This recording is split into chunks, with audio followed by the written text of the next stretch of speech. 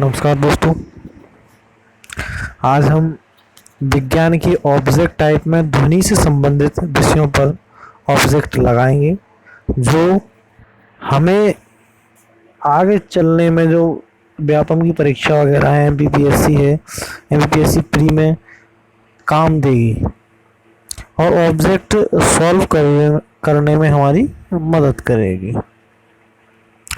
तो हम स्टार्ट करते हैं। पहला हमारा क्वेश्चन है, मनुष्य की श्रव्यता की सीमा क्या है? जो हम सुनते हैं, मनुष्य की जो आवाज आती है, उस किस सीमा तक हम सुन सकते हैं हमारे कान? तो इसका ऑप्शन दिए हैं 4, 20 हर्ट्ज से 2000 20,000 हर्ट्ज, बी 80 हर्ट्ज 100 हर्ट्ज, सी 2 लाख हर्ट्ज से 4 लाख हर्ट्ज, डी 0 हर्ट्ज से 20 हर्ट्ज तक। तो अब मनुष्य की श्रव्यता की सीमा जो है वो 20 हर्ट्ज से लेकर 20,000 हर्ट्ज तक है। ऑप्शन ए इसका सही है। Option B, question number second, ध्वनि तरंगों का सबसे तीव्र प्रगमन होता है, यानी कि ध्वनि तरंगें सबसे तेज गति किस माध्यम में करती हैं? ठोस में करती हैं, द्रव में करती हैं, गैस में करती हैं या निर्वात में करती हैं? तो आपने भी देखा होगा, जब कोई धातु की वस्तु हम किसी पत्थर को या कुछ और चीज मारते हैं तो उसमें बहुत तेज आवाज आती है। द्रव में उतनी नहीं आती है, ना गैस में आती है, निर्वात में तो खैर ध्वनि का प्रगमन होता ही नहीं है। तो इसका ऑप्शन जो होगा ए इसका सही आंसर होगा। क्वेश्चन तीसरा, डेसिबल नापने के लिए प्रयोग किया जाता है, किसे नापने के लिए प्रयोग किया जाता है डेसिबल? तो खून में हीमोग्लोबिन, बी पेशाब में शक्कर, वातावरण में ध्वनि और वायु में कम।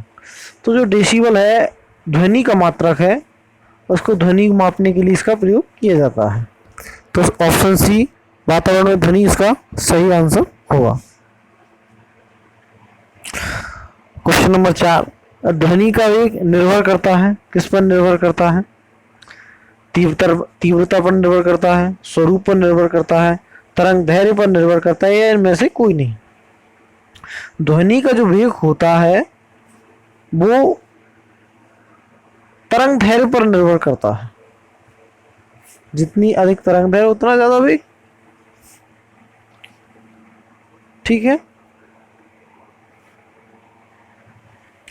अगला क्वेश्चन नंबर, ध्वनि तरंगे अपने मार्ग में रुकावट आने पर, अगर ध्वनि तरंगे अगर जाती हैं और अगर सामने रुकावट आ जाती है तो क्या करती हैं? मुड़ जाती हैं, सीधी हो जाती हैं, रुक जाती हैं, लौट आती हैं? तो ऑप्शन ए मुड़ जाती हैं वो।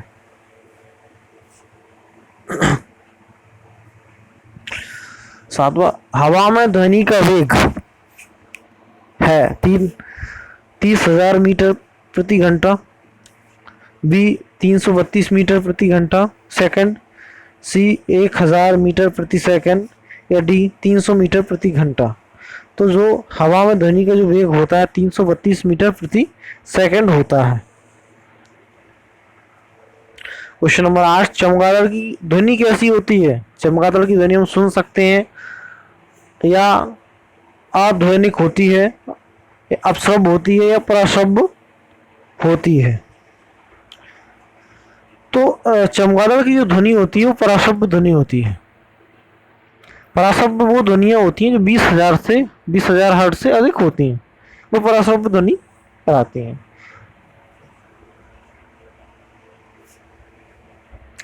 9, क्वेश्चन नंबर 9, डेसिबल किसकी इकाई है? तो अभी थोड़ी देर पहले अपन ने पढ़ा था, डेसिबल किसकी इकाई है? ए तीव्रता की इकाई। ध्वनि की जो तीव्रता होती है उसको नापा जाता है डेसिबल से।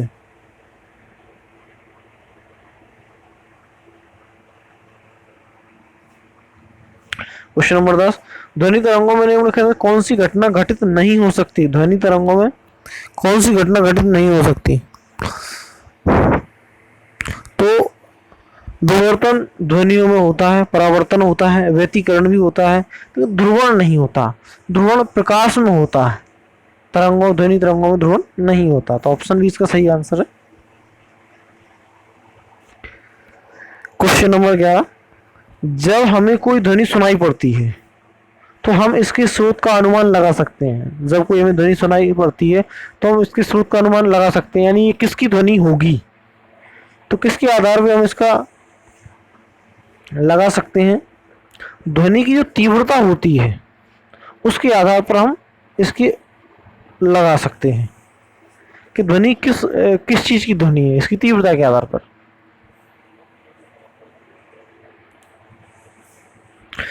ध्वनि तरंगे हैं, ध्वनि तरंगे कैसी हैं, लंबवत है, त्रियक है, कभी त्रियक कभी लंबवत, इनमें से कोई नहीं।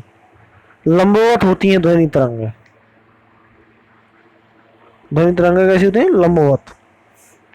ध्वनि नहीं गुजर सकती जल से, स्टील से, वायु से, निर्वात से। ध्वनि निर्वात से नहीं गुजर सकती है। निर्वात जहां पर हवा का कोई प्रभाव नहीं होता, बिना माध्यम के ध्वनि प्रवेश नहीं कर सकती है। ऑप्शन डी इसका सही आंसर है। क्वेश्चन नंबर 14, स्टेथोस्कोप किस सिद्धांत पर काम करता है। स्टेथोस्कोप वही होता है जो डॉक्टर द्वारा दिल की धड़कन या नाड़ी का धड़कन का पता लगाने के लिए प्रयोग किया जाता है डॉक्टर द्वारा। तो धारा का ध्वनि में रूपांतर, ध्वनि का धारा में रूपांतर, ध्वनि का परावर्तन, प्रकाश का परावर्तन। जो ध्वनि होती है उसको परावर्तित करके कानों तक पहुंचाई जाती है स्टेथोस्कोप द्वारा। तो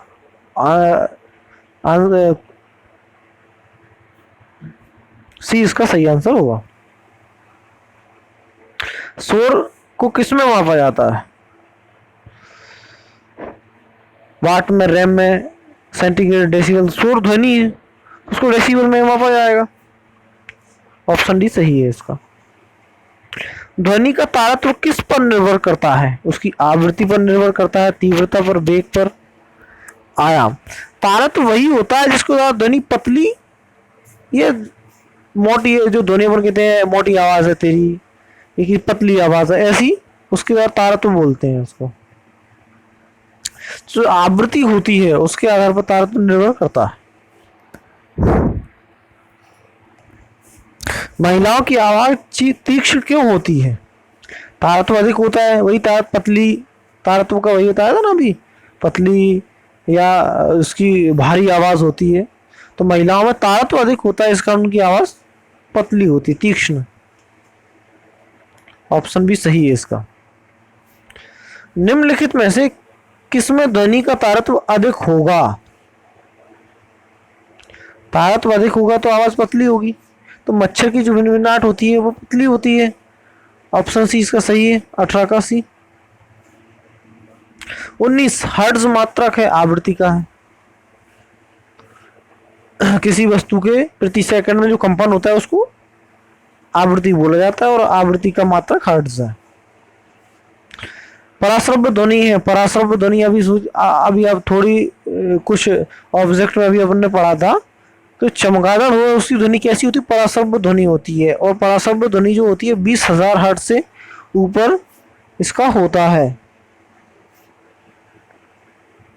क्वेश्चन नंबर 21, वह उपकरण जो ध्वनि तरंगों की पहचान तथा ऋजु रेखन के लिए प्रयुक्त होता है क्या कहलाता है।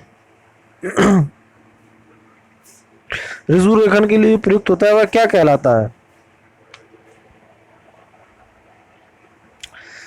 तो ये सोनार कहलाता है, जो ऋजु रेखन के लिए प्रयुक्त होता है। और सोनार का आपका नीचे गहराई, खाई में, समुद्र में तल का पता लगाने की वगैरह के लिए सोनार का प्रयोग किया जाता है।